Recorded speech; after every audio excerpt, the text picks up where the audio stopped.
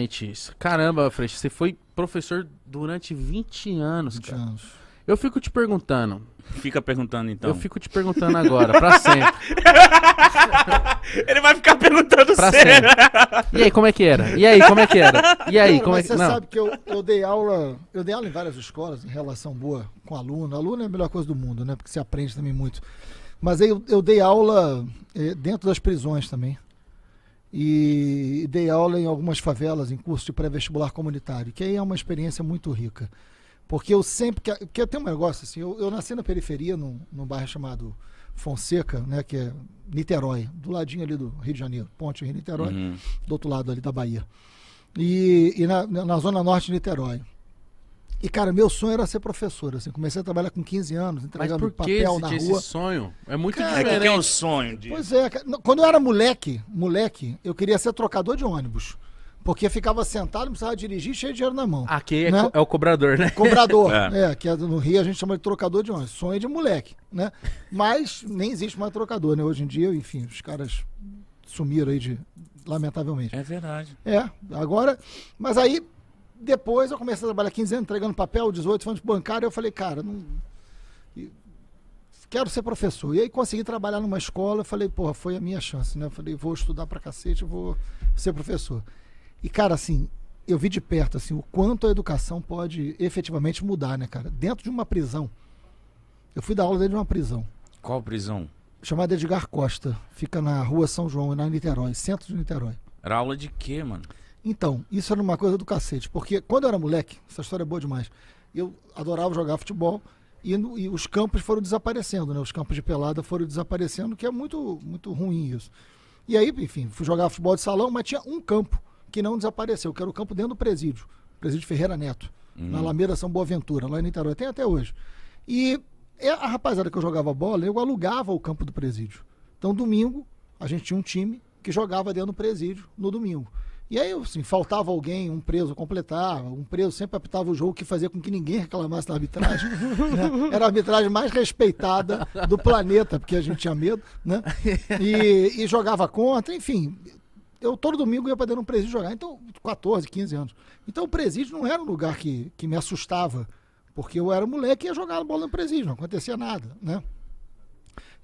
Você imagina hoje em dia, se um moleque fala pra mãe, tô indo jogar uma bola dentro do presídio, a mãe tem um treco, né? Nossa Senhora. Mas na época isso acontecia. E aí, enfim, quando eu fui fazer faculdade de História, fiz na UF, na Universidade Federal Fluminense, pintou um cartaz, falando assim, olha, precisamos de professor para dar aula dentro do presídio. Aí eu falei, porra, eu querendo ser professor, eu estava no início da faculdade, eu falei, vou lá. Era 1989. Tem tempo. Não precisa nem dizer que vocês não tinham nascido, porque ninguém perguntou porra nenhuma pra você. O Mítica nasceu no outro ano. Nasci em 90. Eu sei. Então não veio o caso. Mas aí ninguém perguntou. Pode desagradável. Mas aí eu fui lá, rapaz, era uma mulher, a Regina Brasil, uma agente penitenciária, que era estudante de Direito, que ela assumiu uma responsabilidade de fazer um projeto de educação, pegou algumas celas que estavam desativadas, transformou em sala de aula, fez uns cartazes mais simples, colou na faculdade e apareceu um monte de jovem, cara. Pra dar aula? Pra dar aula.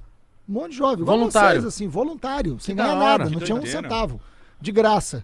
E aí a gente foi estudar Paulo Freire pra aprender a dar aula pra adulto. Tem porque gente o que método demoniza, Paulo hein? Freire... mas aí, enfim... né? Paulo Freire é um educador traduzido em mais de 20 países. É um dos pedagogos mais respeitados do mundo. Né? O Mítica é Então, pedagogo. Você ter um presidente da República que não respeita fiz questão. Paulo Freire Obrigado. é porque não foi nem educado, né? Ainda. Mas, enfim, o Paulo Freire ele tem uma importância muito grande para a educação do mundo. Né? E ele tem um método, que é você alfabetizar adulto, que é você ensinar para adulto. E a gente era um grupo de jovens, cara, de 21 anos. 21. A gente começou a estudar Paulo Freire e a aplicar, né, na sala de aula com os presos. Rapaz, foi uma experiência. Assim, ali eu vi o quanto você vai falar de educação, e a educação pode transformar, cara. Muito. Os detentos, eles Muito. estavam dispostos a aprender? Ou eles meio que, tipo... Só iam lá pra passar o tempo. Legal, isso é um negócio sensacional. No início, a gente era muito jovem, muito imaturo também, 21, 22 anos, e a gente achou que a gente estava mudando o mundo ali, né? Vamos dar aula, isso vai ser... E no início, um desinteresse dos presos. Um desinteresse dos alunos. E aí eu falei, porra, não é possível, cara, a gente está aqui de graça dando aula, porra, né, montamos um time aqui para dar aula de tudo quanto é matéria. Por que os caras não estão interessados? Aí a gente foi fazer uma reunião com os presos, movido por essa agente penitenciária que era a Regina Brasil. Aí os caras falaram, pô, escola nunca representou nada pra gente. Escola não mudou nada na vida da gente. Aqui a maioria nunca estudou. Aqui a maioria só sabe escrever nome. Né? Porque o sistema penitenciário, cara, ele é um lugar que ele consolida uma exclusão, né? É uma máquina de matar gente viva, né? Então, assim, não é para ressocializar. A gente tem que olhar de forma muito séria o que a gente quer com o sistema penitenciário. Porque ali você tem que investir em educação, você tem que investir em trabalho, você tem que investir na família para melhorar a violência fora. Todas as facções do tráfico, no Brasil inteiro, surgiram dentro do presídio. Surgiram dentro do presídio. Então eu não estou falando isso para proteger bandido, não. Pelo contrário. Eu estou falando isso para o cara deixar de ser bandido. A educação é transformadora. O povo pobre sabe disso. O povo evangélico sabe disso. A educação transforma.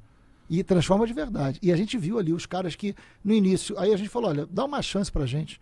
Vai estudar. Era um bando de jovens, né? E aí, rapaz, a escola começou a crescer. A gente começou a fazer atividade cultural. Mexeu, assim, uma quantidade enorme de presos. Começou a fazer prova de supletivo e ter escolaridade. Teve um cara que passou para o UFRJ, passou para a faculdade, cara. Caralho. O cara começou a estudar com a gente, passou para a faculdade. Sabe, tem um outro que hoje mora em Brasília, até hoje entra em contato comigo, está fazendo arquitetura. Aluno teu do presídio. Foi aluno do presídio. Então, assim, isso é possível. Ah, mas tem gente que não recuperou. Ok, cara. Isso é a da vida. Mas se você recuperou um... Exatamente. Se recuperar meio, cara, tá valendo. Tá valendo, né? É a vida, é o valor da vida. Teve gente que te criticou nesse período? Tipo assim, mas o que você Deixa quer? pra lá Sai essas da porra. aula pra